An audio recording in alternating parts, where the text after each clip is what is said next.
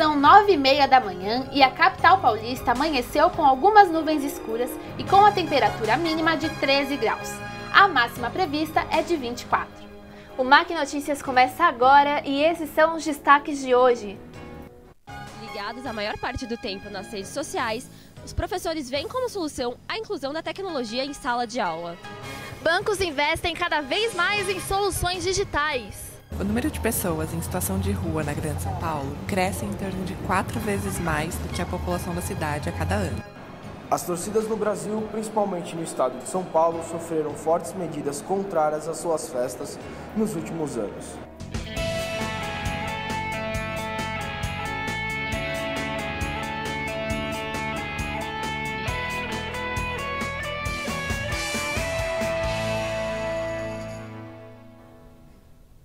As eleições de outubro não são preocupação só para os candidatos. A população espera por mudanças no cenário político atual e, por essa razão, novos movimentos estão surgindo como opção. Estamos ao vivo com a repórter Beatriz Tanabe, que tem as informações. Bom dia, Beatriz!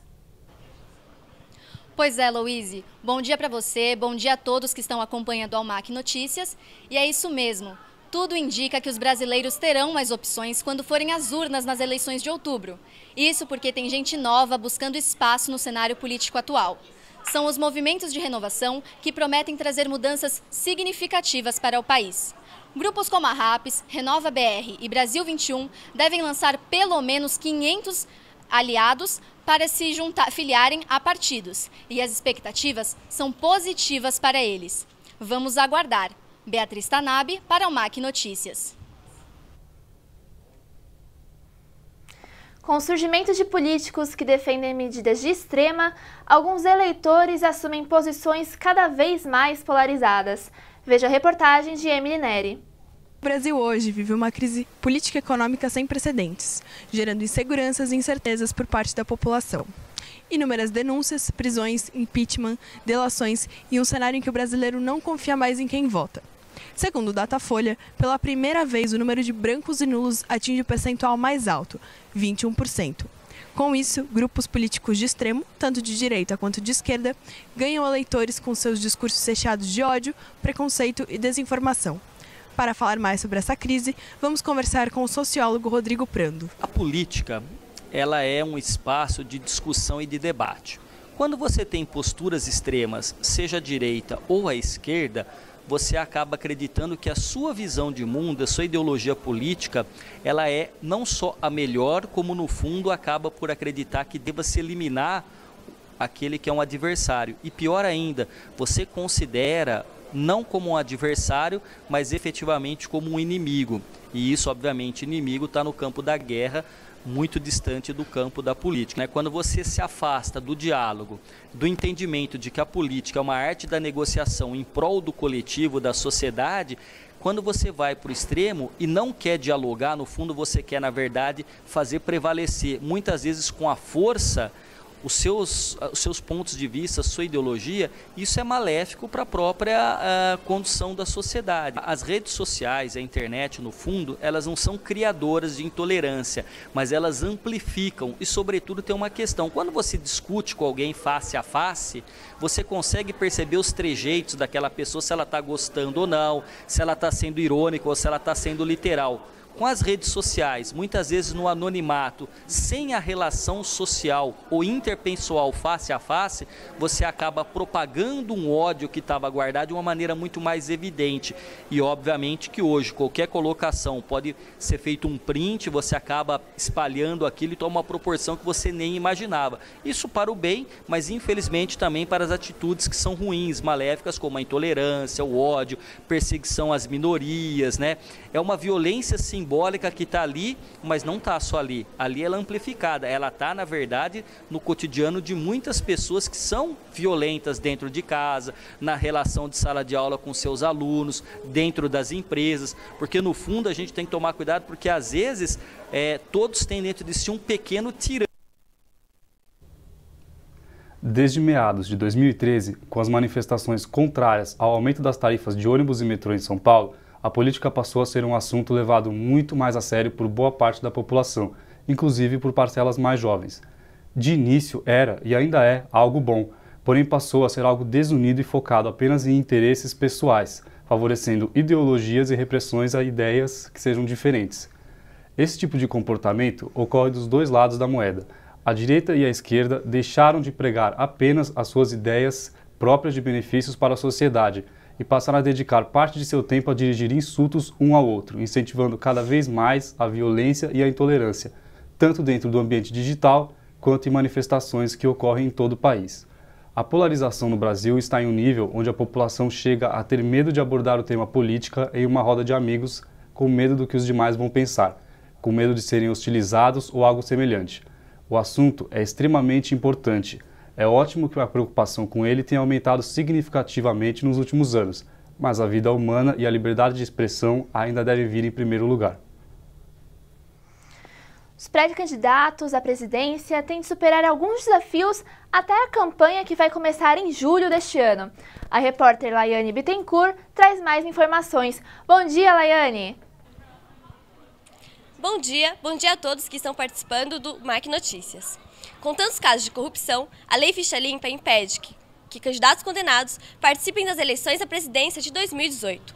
Com isso, o PT pede liminar para suspender a lei e garantir a participação de Lula às eleições.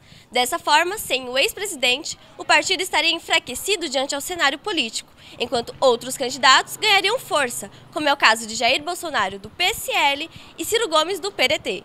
A situação pode mudar até outubro e a qualquer novidade voltaremos com mais informações. Laiane Bittencourt para o MAC Notícias.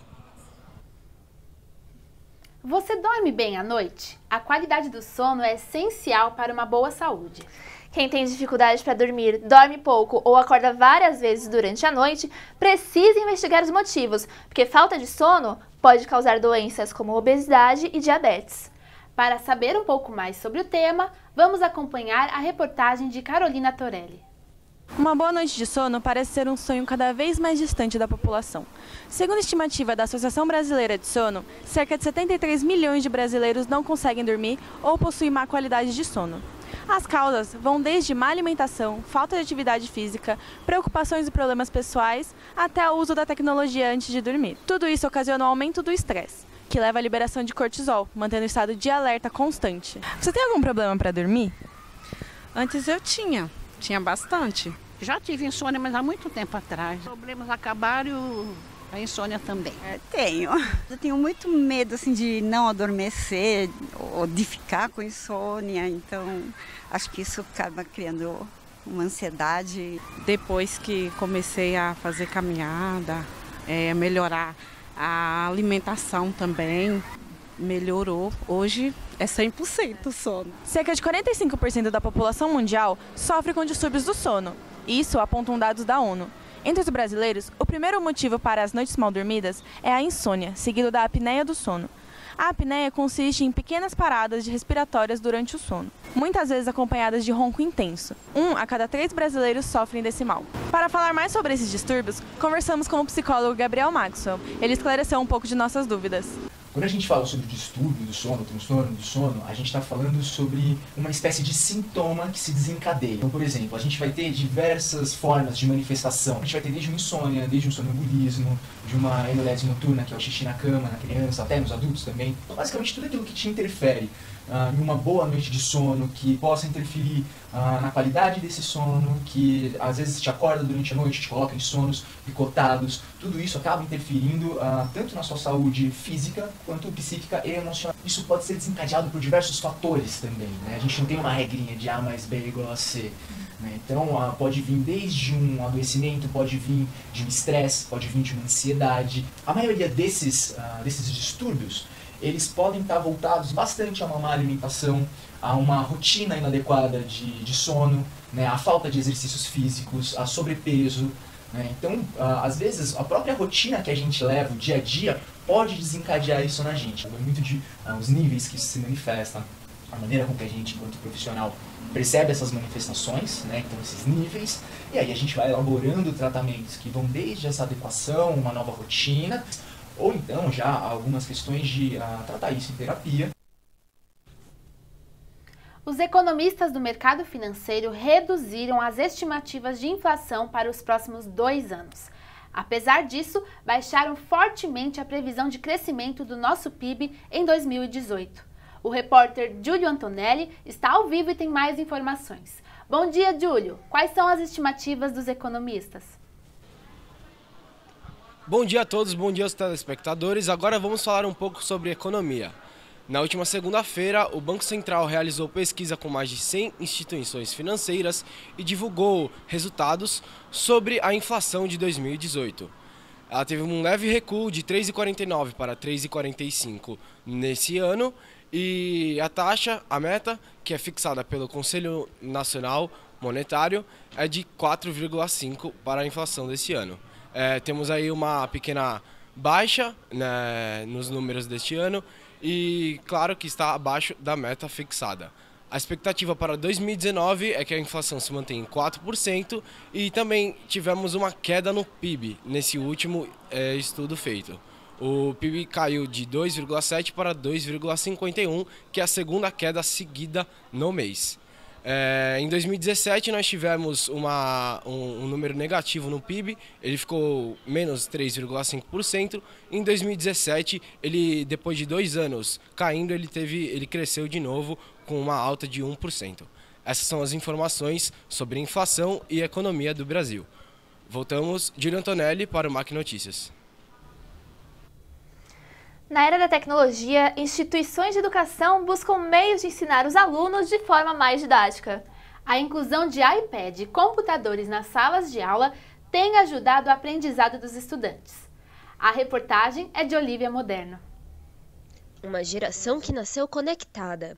É assim que muitos teóricos se referem à geração Z, formada por crianças e jovens nascidos a partir dos anos 2000. Ligados a maior parte do tempo nas redes sociais, os professores veem como solução a inclusão da tecnologia em sala de aula. A partir disso é que a gente pensou em trazer para a escola também uma tecnologia que fizesse sentido, que fosse adequada aos alunos e às necessidades do século XXI. Não é só a tecnologia, mas é a metodologia que se modifica, né? Porque a sala de aula deixa de ser as carteiras enfileiradas, o professor lá na frente. Quando o aluno está com um dispositivo como esse, as informações estão nas mãos deles, né? O professor tem que saber fazer a mediação para que o aluno possa fazer a construção do seu conhecimento. Uma pesquisa do Centro de Estudos sobre as Tecnologias da Informação e da Comunicação avaliou que 52% das instituições de educação básica usam celular em atividades escolares. Não trabalhamos com computadores fixos, nós estamos trabalhando com iPads, porque os iPads proporcionam mobilidade. A sala de aula pode ser em qualquer lugar. Hoje não existe mais a necessidade de você ir para um lugar específico para ter acesso à internet. A internet está nas nossas mãos, nos nossos smartphones, e dessa forma está com os nossos estudantes também. Eles são nativos digitais, então eu não preciso ligar, conectar alguma coisa para que eu tenha acesso a todas as informações. As tecnologias usadas em sala de aula vão desde provas online até a gamificação, conceito que usa jogos online a favor da educação. Muitos dos aplicativos que nós usamos, eles entregam para nós o processo de aprendizagem do aluno. Então, depois que o aluno fez as atividades, a gente tem um espaço onde a gente pode acompanhar quais são os exercícios que o aluno errou, que ele acertou, quais são as dificuldades, inclusive quais são as habilidades e competências que a gente escolheu para serem trabalhadas e quais são as que têm defasagem. Nós temos que ter muito alinhavado com a intencionalidade pedagógica na hora de usar esses dispositivos para evitar que os alunos se dispersem, né? Então, quando o professor entra para trabalhar com essa tecnologia, ele tem um planejamento feito e os alunos, naquele tempo, têm que produzir o que foi proposto pelo professor. Outra coisa que é a responsabilidade da escola é trabalhar com ética e cidadania digital, porque quando eu trago esses dispositivos, eu preciso orientar esses alunos que tudo é possível, mas nem tudo é lícito, não é adequado e assim por diante.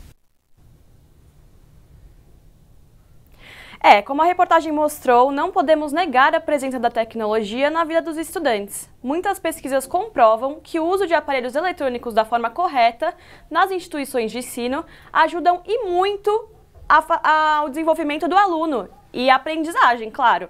Grandes empresas como a Apple percebem a necessidade de investir nesse ramo criando aparelhos como aplicativos que ajudam as crianças a estarem conectados e aprendendo ao mesmo tempo.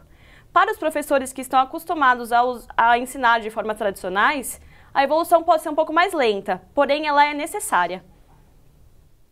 E agora vamos aos destaques dos principais jornais do mundo com a jornalista Isabela Moraes.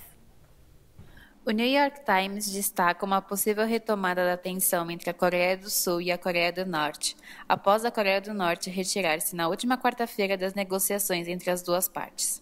Destaca também a ameaça feita pelo líder Kim Jong-un do cancelamento de sua reunião com o presidente Donald Trump.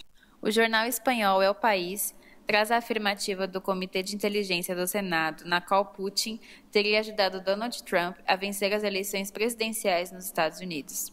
O comitê sustenta uma tese que se alinha com a dos serviços de inteligência dos Estados Unidos, mas que colide com o que foi levantado há apenas 2 meses pelos republicanos representantes. Já o jornal francês Le Monde relata a atitude tomada por Donald Trump após ameaças do líder norte-coreano Kim Jong-un de sair do Acordo de Singapura devido à presença de John Bolton, um falcão nacionalista, como novo conselheiro de segurança nacional de Donald Trump. Isabela Moraes para a MAC Notícias.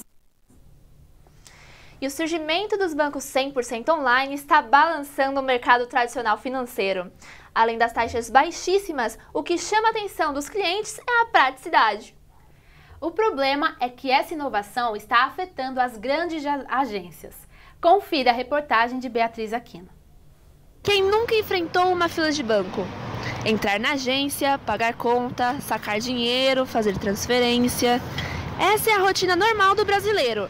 Mas na era dos aplicativos móveis, essa correria, as filas e até mesmo as agências físicas podem começar a desaparecer. No ano passado, cerca de 1.500 agências fecharam suas portas em todo o Brasil. E boa parte disso aconteceu por conta do objetivo de digitalizar. Com a fama das fintechs e dos bancos 100% online, muitas pessoas estão deixando de lado as agências tradicionais para buscar soluções via celular.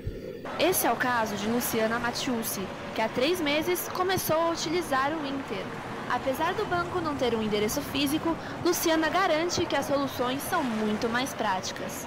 O principal benefício é não ter taxa para fazer transferência entre contas, porque eu tenho usado mais para isso mesmo. Assim. Então, por exemplo, às vezes a gente faz vaquinha para presente de aniversário no trabalho. E daí você deposita, cada um deposita a sua parte para quem pagou. E muitas vezes, se é um banco normal, por exemplo, na minha outra conta, se eu for transferir pelo aplicativo, eu pago uma taxa que é quase o preço do presente. E no Inter não, você não paga nenhuma taxa. E para contornar essa situação e não ficar atrás da concorrência, o economista Vladimir Maciel garante: chegou a hora dos bancos tradicionais investirem em novos formatos. Olha, eu acho que na verdade a tendência é os bancos caminharem para 100% digitais. Ainda haverá por algum tempo o banco com atendimento individual, físico, mas a tendência, principalmente para os novos, é as transações serem cada vez mais eletrônicas. E mais do que isso, mais do que ser eletrônico de um grande banco, você tem um banco onde todas as suas operações, inclusive pagamento de conta, a sua manutenção da sua conta, você não precisa ir a uma agência. O que vai acontecer nos próximos anos é que os grandes bancos vão ficar atentos às pequenas e aos pequenos bancos e provavelmente começarão a tentar comprar. Ainda não tive nenhuma dor de cabeça por ser 100% digital, mas eu devo dizer que eu ainda estou numa fase de testes do banco. Eu ainda uso o banco tradicional também, então eu estou testando para ver como funciona, para decidir se eu vou ficar totalmente digital. Mas a experiência até agora está sendo boa. Ônibus e metrô ainda são transtorno na vida do paulistano. O MAC Notícias volta em instantes.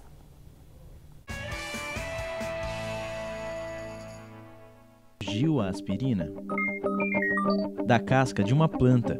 Isso mesmo, a aspirina é produzida a partir da casca do salgueiro. E não é só aspirina não, muitos remédios têm ingredientes da natureza. Outros são criados a partir de pesquisas de moléculas e do uso calculado de substâncias químicas. Pois é, para fazer um remédio é preciso muita pesquisa e um profundo conhecimento científico. Um trabalho complexo e fascinante. Um conhecimento que você aprende no curso de farmácia. Nele você tem aulas de anatomia, genética, imunologia, biologia molecular, entre outras. Você aprende a usar a ciência para garantir saúde e qualidade de vida às pessoas. Mackenzie, há 140 anos formando gente que vai mudar o mundo. Um velho problema insiste em perturbar a vida dos paulistanos: a lotação do metrô. A repórter Beatriz Tanabe acompanhou a situação das linhas azul, amarela e verde e traz mais informações. O metrô de São Paulo é um dos mais lotados do mundo. Todos os dias, ele transporta mais de 4 milhões de pessoas entre as 6 linhas em operação. Nos horários de pico, os usuários enfrentam carros superlotados, vagões sem ventilação e muitas filas nas plataformas de embarque.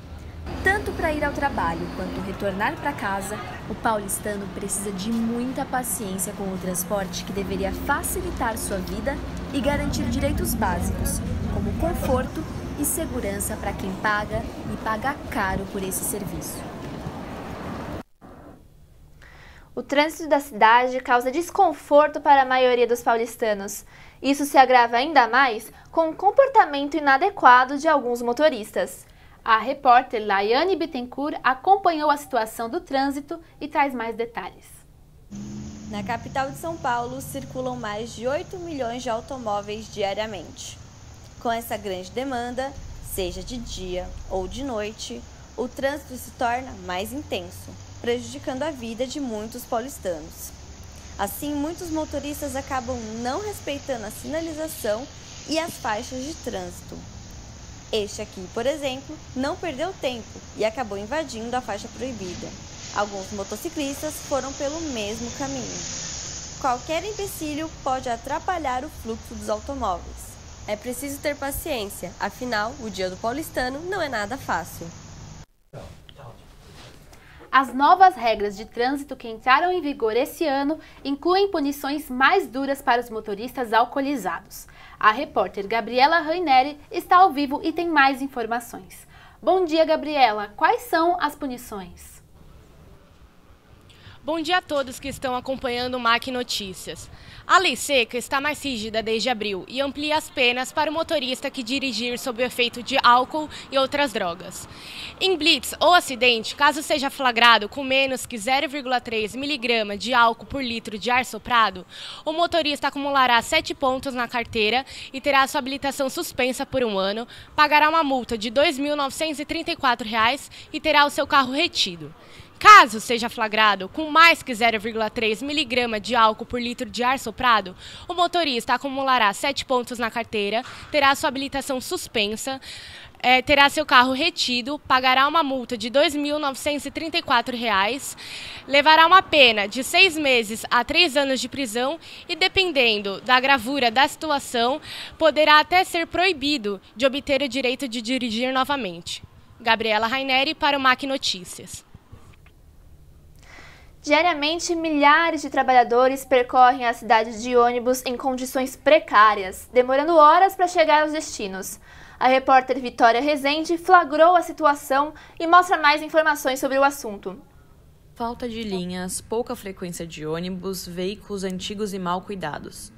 Independente de qual seja a razão, o final da história sempre é o mesmo. Ônibus lotados, passageiros em pé e muitas vezes sem conseguir entrar ou sair dos transportes coletivos. Em São Paulo, são um total de 1.336 linhas que não parecem ser suficientes para as mais de 200 milhões de pessoas que utilizam mensalmente o transporte público. A situação se torna caótica em muitas partes da cidade. Os pontos estão sempre lotados e parece uma luta conseguir chegar em casa. Os acidentes de trânsito envolvendo pedestres sempre foram recorrentes e, mesmo com o esforço do governo, não é possível perceber grande melhora nos últimos anos. Mesmo com a aplicação, no início de 2018, da lei que permite a punição de pedestres e ciclistas que circulam fora das áreas permitidas para eles, os pedestres ainda lideram o ranking de vítimas do trânsito. De acordo com dados do Movimento Paulista de Segurança no Trânsito, os pedestres correspondem a 28,3% das vítimas.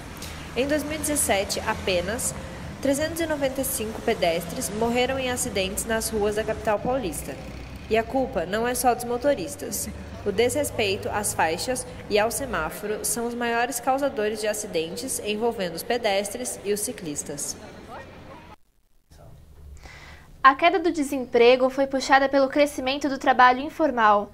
O Brasil tem o menor número de pessoas empregadas com carteira assinada desde 2012. Confira a reportagem de Gabriela Raineri.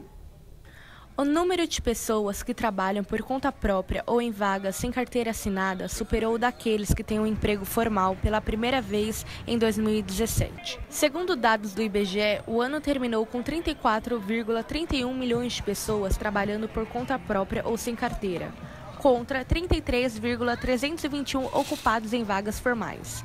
Os fatores que levaram a este fato se dão pelo crescimento da carga tributária, ou seja, impostos, taxas, contribuições sociais, desemprego e inflação. Os trabalhadores ambulantes entram no mercado sem garantias trabalhistas e ainda não há indícios de recuperação dos empregos com CLT. Não é de hoje que a situação das calçadas e vias públicas da capital paulista são precárias. O caso é motivo de preocupação por entre os moradores do bairro da Vila Mariana, zona sul da capital. A repórter Isabela Moraes foi às ruas para mostrar essas situações. A situação das calçadas e vias públicas na capital paulista é de total descaso. Moradores do bairro da Vila Mariana, na Grande São Paulo, sofrem todos os dias com buracos, desníveis, rachaduras, entre outros problemas que impedem uma caminhada tranquila, fácil e segura, dificultando ainda mais a passagem para deficientes visuais e cadeirantes. Apesar da quantidade de reclamações e pedidos de recapeamento por parte dos moradores, a subprefeitura da região segue sem maiores esclarecimentos e nenhuma providência sobre o caso foi tomada. Isabela Moraes, para o MAC Notícias. O descaso e a falta de manutenção das praças de São Paulo é um problema já bem conhecido do cidadão paulistano, mas que insiste em permanecer em alta a cada gestão. A capital paulista possui aproximadamente 5 mil praças espalhadas em seu território, sendo a grande maioria administrada pela prefeitura. Nota-se um perfeito descaso com aquelas que se localizam em regiões mais pobres da cidade, enquanto as que se encontram em bom estado são quase sempre mantidas por moradores das respectivas regiões, sobretudo nobres, da capital. No bairro da Moca, Zona Leste, a Praça Visconde de Souza Fonte é referência entre os moradores da região. O jardim e a ampla calçada chamam a atenção de quem passa por aqui. No entanto, o custo para manter a conservação é alto, o que leva os moradores a frequentemente revisarem as prioridades de custo de algo que deveria ser feito pela prefeitura da cidade. Está na hora de falar sobre campanhas de vacinação contra a gripe. Com o inverno cada vez mais próximo, o vírus se propaga facilmente e a prevenção é essencial. A repórter Dominique Santana tem mais informações. Bom dia, Dominique! Bom dia, Luiz, e bom dia, Beatriz. Com a chegada dos dias mais frios, o vírus causador da gripe começa a circular com mais intensidade. Em 2018, além do H1N1, também conhecido como gripe suína, já foram registrados casos do H3N2, variedade que causou epidemia nos Estados Unidos e infectou mais de 47 mil pessoas. De acordo com o Ministério da Saúde, aproximadamente 13 estados brasileiros já registraram essa influenza H3N2. Mas a composição da vacina da campanha deste ano já possui esse subtipo. A campanha da vacinação na rede pública começou no dia 23 de abril e será distribuída para crianças, idosos, gestantes, professores, povos indígenas e portadores de doenças crônicas. Na rede privada, a versão quadrivalente da vacina pode ser adquirida por qualquer um. De Dominique Santana para a MAC Notícias. É perceptível o aumento de pessoas em situação de rua em São Paulo. A repórter Letícia Garcia nos mostra a realidade atual das grandes avenidas da cidade. O número de pessoas em situação de rua na Grande São Paulo cresce em torno de 4 vezes mais do que a população da cidade a cada ano. Os motivos variam entre uso de drogas, lícitas e ilícitas, perda de emprego e conflitos familiares, em sua maioria. Apesar da existência de albergues, grande parte dos moradores de rua desgosta dos ambientes, devido à quantidade e à rigidez das regras, como horário de entrada e saída e quartos separados por gênero. A maior concentração de população em situação de rua é na região central de São Paulo. Alguns monumentos históricos da cidade de São Paulo estão deteriorados. Veja o flagrante da jornalista Flávia Pérez. Em São Paulo está o monumento do Índio Pescador. Ele era uma fonte antigamente, mas hoje se encontra completamente abandonado, em maus cuidados e se transformou na casa dos moradores de rua. Na frente do Parque Trianon, na Avenida Paulista, está a estátua em homenagem ao bandeirante Bartolomeu Bueno da Silva. Ela não está quebrada ou deteriorada, porém se encontra muito suja, encardida, sem a fiscalização da Prefeitura de São Paulo e ainda está pichada em um dos seus lados. No bairro da Aclimação, o descóbulo está totalmente degradado e abandonado, na Praça Oswaldo Cruz. E veja no próximo bloco, o Festival Tradicional de Waffles chega a São Paulo. O skate vai ser a modalidade olímpica em 2020. Voltamos em instantes.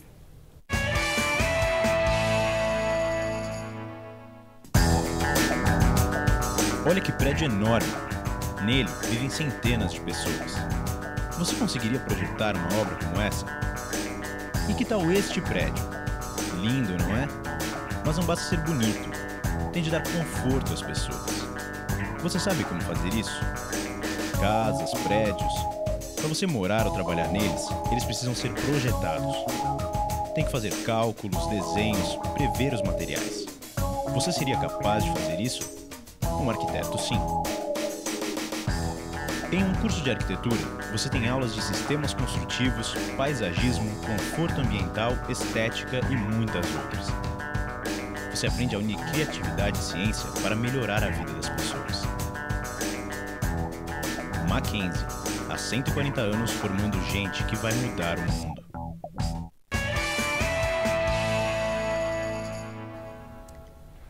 Centenas de animais são abandonados nas ruas da cidade de São Paulo todos os dias. As consequências não são apenas para eles, mas também para a saúde pública. O flagrante é da repórter Dominique Santana. Mais de 2 milhões de animais estão abandonados na rua hoje na capital.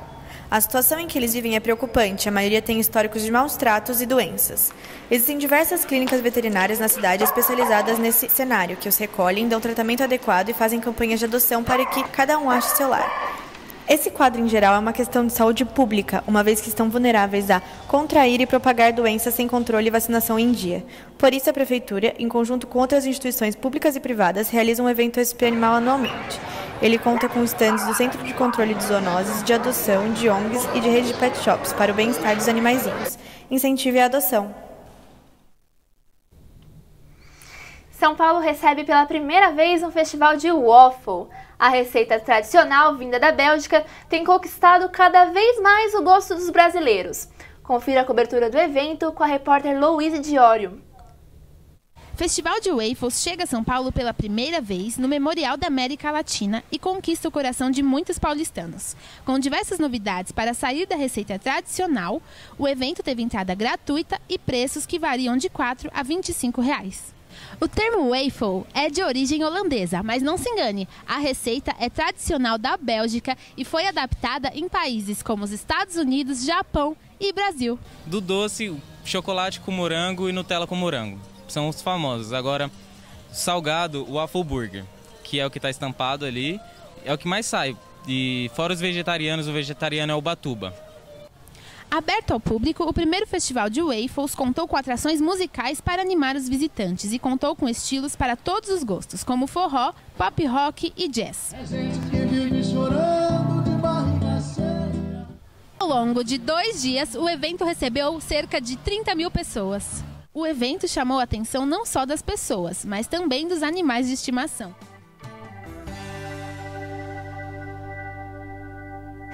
E a correria no dia a dia dos cidadãos paulistanos incentiva cada vez mais o que chamamos de comida de rua. Entenda como isso muda a rotina da cidade com a repórter Maria Clara Galiano. A alimentação nos tempos de hoje nem sempre é prioridade na vida dos que vivem em São Paulo. As chamadas comidas de rua facilitam bastante quem não para durante o dia, com refeições rápidas e muitas vezes nada nutritivas. Barracas ao lado de metrôs, food trucks e vendedores ambulantes se espalham pela cidade e mudam o cenário gastronômico de São Paulo. Esse universo de comidas rápidas que são encontradas nas ruas se tornou ainda mais inclusivo e abrangente desde a sanção do ex-prefeito Fernando Haddad, em 2013, que libera a comercialização de alimentos por veículos próprios para isso. Essa também é uma ótima saída para a crise, um negócio que precisa de um investimento relativamente pequeno e que promete trazer retorno rápido. O cantor e compositor, membro do Rock and Roll Hall of Fame, Ozzy Osbourne, festejou quase 5 décadas como artista em um show no Allianz Parque. A repórter Bárbara Heibel tem as informações sobre esse evento. Bom dia, Bárbara! Bom dia! Ao som do hit Bark at the Moon, o ganhador do Grammy, Ozzy Osbourne, deu início pontualmente às 21h30 a sua última passagem com turnê por São Paulo e provou o sucesso que conquistou com sua carreira solo. Com lotação de quase 40 mil pessoas, o artista não decepcionou com o repertório e, além de entreter o público, se divertiu jogando água na plateia e abaixando as calças. A turnê é a última da carreira do cantor e vai até 2020. E traz um show não só nos palcos, como também no jogo de luzes e efeitos especiais. Uma bela despedida. Bárbara Heibel para o MAC Notícias. A tecnologia tem se mostrado como um dos maiores componentes que permitem aos trabalhadores realizarem diversos tipos de tarefa no menor tempo possível. A área do turismo, com certeza, foi uma das partes do mercado mais afetadas com os vários avanços. Veja a reportagem de Luca Vieira. O turismo é um setor crescente e fundamental para a economia de vários países no mundo. O Brasil, em 2013, recebeu 6 milhões de turistas, sendo classificado um dos destinos mais aclamados internacionalmente da América do Sul e segundo da América Latina depois do México. Atualmente, as ferramentas digitais disponíveis e o engajamento online do turista está transformando o jeito de viajar e a maneira de prestar serviços nesse setor. A tecnologia, com certeza, é um dos componentes mais importantes em dias atuais para um trabalhador, concebendo eles a habilidade de fazer uma multitude de tarefas no menor tempo possível. Hoje, falamos com alguns especialistas numa das áreas do Brasil que tem maior proeminência no Brasil, que é o turismo. E descobriremos hoje quais são os impactos que isso causa na área de turismo. Eu vejo como tendência a gente ter muito mais self-service, autoatendimento, as pessoas entrando no aplicativo, as pessoas fazendo suas próprias buscas e ter muita tecnologia por trás disso, muito analytics, muito big data para te ajudar e te orientar qual que é o melhor caminho em cima das suas preferências. Então, a gente deve ter, do ponto de vista de tecnologia, mecanismos que começam a entender qual que é o seu perfil e esses mesmos mecanismos, auxiliados por inteligência artificial e análise de comportamento, eles começam a te indicar qual que é o melhor caminho que vai te satisfazer mais num tipo de uma reserva, de alguma atração ou de algum roteiro turístico. Em questão do conforto, para funcionários e para clientes, esse avanço da tecnologia ele ajuda a aumentar essa parte do conforto? Olha, falando primeiro para os clientes, eu concordo com essa afirmação. Acho que ninguém vai discordar disso. A tecnologia, acho que um dos pilares da tecnologia é servir melhor o humano. Talvez esse seja um dos melhores, ou seja, aí extrapolando, não falando tanto de turismo, mas quer seja uma tecnologia alimentícia, uma tecnologia na medicina, uma tecnologia no processo industrial, ela vem para trazer mais conforto, mais eficiência nos processos. Então, os grandes pontos positivos é que a gente traz um maior controle, uma maior qualidade da informação e a gente consegue oferecer algo mais adequado e mais aderente do que as pessoas estão querendo. Então não fica uma coisa muito de catálogo, então a gente tem algo muito mais personalizado. Então o lado positivo é que a tecnologia ela vem para ajudar, ela vem para complementar e ela vem para trazer uma maior qualidade da informação e uma maior aderência ao que o passageiro, que o cliente necessita e deseja. O diagnóstico precoce da depressão em jovens e adolescentes é um dos grandes desafios no combate à doença. Com isso, pesquisadores da Unifesp encontraram uma forma de detectar o problema antes do surgimento dos primeiros sintomas. O repórter Lucas Garbelotto está ao vivo com as informações. Bom dia, Lucas! Bom dia, Luiz, e bom dia, Bia. Eu vou falar um pouco para vocês agora da depressão, que pesquisadores da Unifesp estão fazendo um estudo com crianças de 6 a 12 anos de escolas públicas de São Paulo e do Rio Grande do Sul para tentar descobrir a doença precocemente. Nesse estudo, eles, através de ressonância magnética cerebral, eles estudam a cabeça das crianças para que, depois de 3 anos, após serem reavaliadas, possam descobrir se essas crianças devem ou não ter o sintoma num futuro.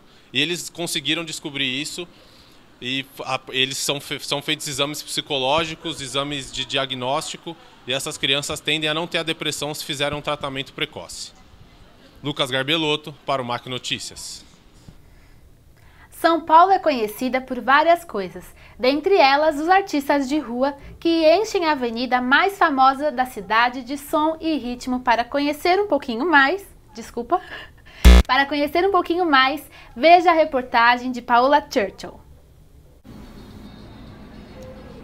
Seja dançando, seja cantando sozinho ou em grupo, ou até mesmo com canções típicas.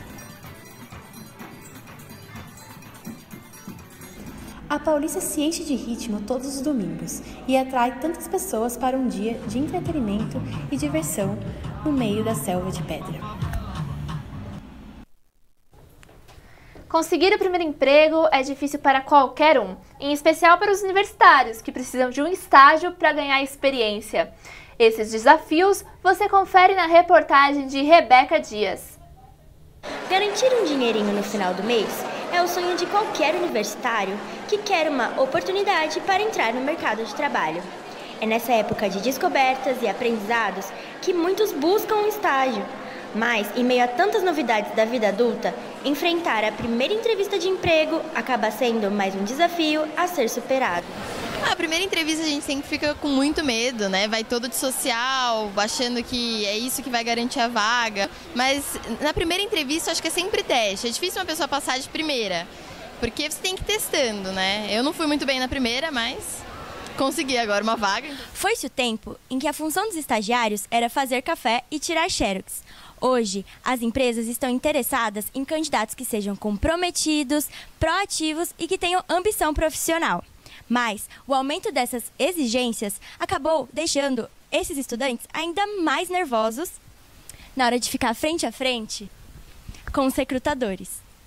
Hoje, com as novas tecnologias e tudo que os jovens eles aprendem na internet, aprendem na faculdade, etc., acelerou muito o poder de absorção de conhecimento. Então, a expectativa hoje e os trabalhos que os estagiários fazem dentro das empresas são diferentes do que acontecia no passado.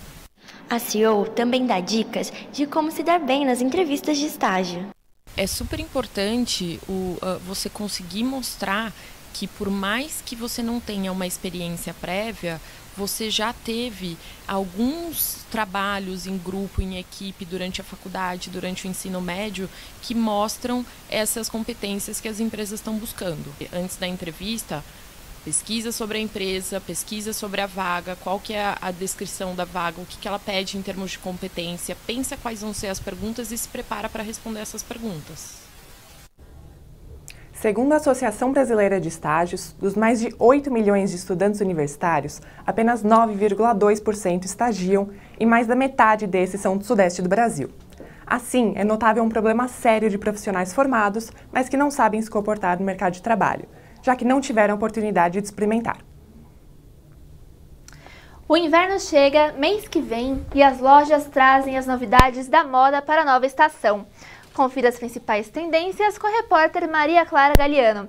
Bom dia, Maria Clara! Quais que são as novidades para esse inverno, hein? Bom dia! O inverno está chegando e as últimas semanas de moda ao redor do mundo trouxeram as principais referências que serão destaque na estação mais fria do ano. Começamos pelo xadrez, uma estampa que se reinventa a cada temporada. O da vez é o xadrez País de Gales, uma padronagem cinza que leva alguns tons de amarelo ou vermelho. A grande jogada dessa estampa é tirá-la do ambiente formal e usá-la em ocasiões cotidianas. Uma cor que pode contrastar com o cinza e chamar a atenção para o look é o amarelo mostarda. Aliás, é um ótimo truque para tirar as combinações de inverno do tédio. De Maria Clara Galeano para o MAC Notícias. O skate é um dos esportes mais democráticos e praticados no Brasil. E a partir de 2020, essa modalidade vai fazer parte das Olimpíadas em Tóquio, no Japão. Veja a reportagem.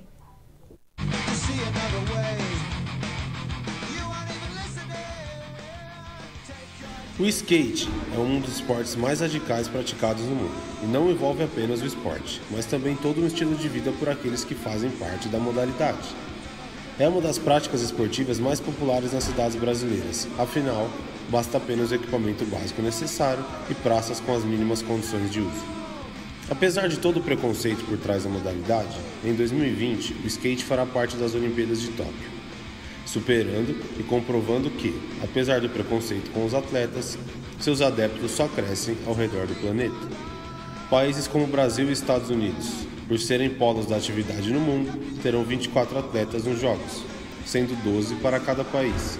No total, 80 esportistas competirão nas Olimpíadas.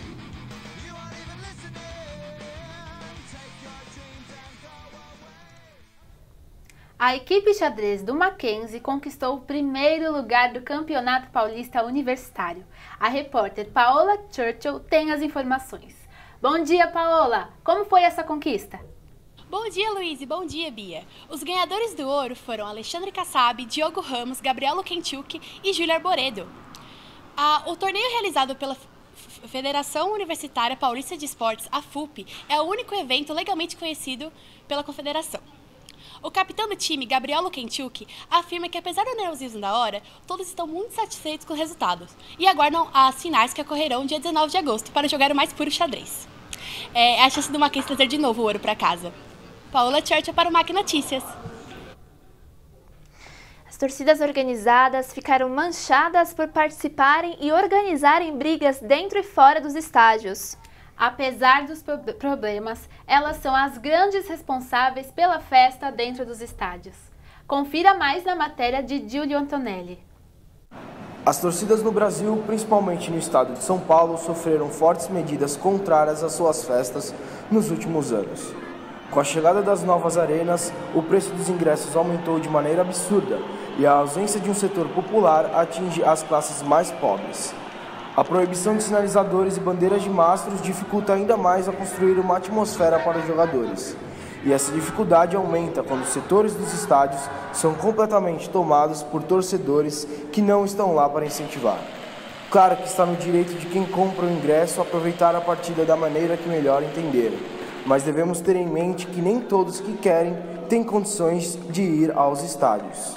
A festa muitas vezes fica do lado de fora e os jogadores sentem a atmosfera antes da partida. O esporte profissional está muito presente na mídia e na vida das pessoas, mas ele também tem papel muito importante para as crianças. Veja na reportagem de Demetrios Kyriopoulos. As atividades físicas estão muito presentes na vida da população e podem ser praticadas por pessoas de diversas idades, seja como hobby ou profissionalmente. O futebol é o esporte mais praticado no Brasil. Aproximadamente 30 milhões de pessoas o exercem. Não é à toa que nós somos conhecidos como o país do futebol. Podemos dizer que já é muito mais que esporte, virou parte da nossa cultura. A prática de exercícios físicos traz muitos benefícios, ainda mais quando praticado desde a infância. É de suma importância a criança começar desde cedo numa escolinha de esportes. Seja ela de futebol, de vôlei, de basquete, tanto para o desenvolvimento motor da criança, quanto para a personalidade e para o seu caráter, futuramente, porque A criança iniciando desde cedo no esporte, com certeza quando ela for adquirindo a maioridade, ela vai ver diferente essas partes de drogas, bebidas. Então, quando a criança começa desde cedo no esporte e segue através do esporte sua vida, entendeu? Com certeza ela vai ter um futuro brilhante lá na frente. Para muitas pessoas, a pouca idade pode ser muito difícil para se trabalhar, mas para Alexandre isso não é verdade. Nós professores trabalhamos com todas as idades na escolinha, né? Como na escolinha de futebol, crianças de 5 a 17 anos. Por incrível que pareça, a idade mais difícil de se trabalhar são os meninos de 16, 17 anos. Por conta já até do interesse, né, e do sonho que às vezes que eles tinham quando criança, de querer ser jogador de futebol, viram que a realidade é completamente diferente, né? E por conta também dos estudos, que muitos que já não querem mais ser jogador de futebol já começam a se direcionar para suas áreas, né? De faculdade, de cursinho, e até para lidar com eles, né? Por conta que você tem que ser principalmente amigo deles, porque eles acabam às vezes dentro do jogo até te enfrentando. Então você tendo eles como amigo, com certeza o respeito será muito maior. E a idade mais prazerosa é a idade dos 5, 6, 7 anos, é a idade que eles estão começando a desenvolver, que eles estão começando a aprender, que eles olham você como se você fosse um ídolo deles, né? Então tudo que você faz, você fala, eles fazem, né? Com o maior prazer, com alegria, e ainda te tratam como se você fosse uma pessoa muito importante, né? E você é um professor, você é importante, mas a criança te vê de uma outra forma, a criança te vê como ídolo. Então isso para nós professores é uma coisa muito valiosa. O MAC Notícias fica por aqui. E esses foram os destaques de hoje. A maior parte do tempo nas redes sociais, os professores veem como solução a inclusão da tecnologia em sala de aula. Bancos investem cada vez mais em soluções digitais. O número de pessoas em situação de rua na Grande São Paulo cresce em torno de 4 vezes mais do que a população da cidade a cada ano. As torcidas no Brasil, principalmente no estado de São Paulo, sofreram fortes medidas contrárias às suas festas nos últimos anos. Um bom dia e até a próxima edição. Bom dia!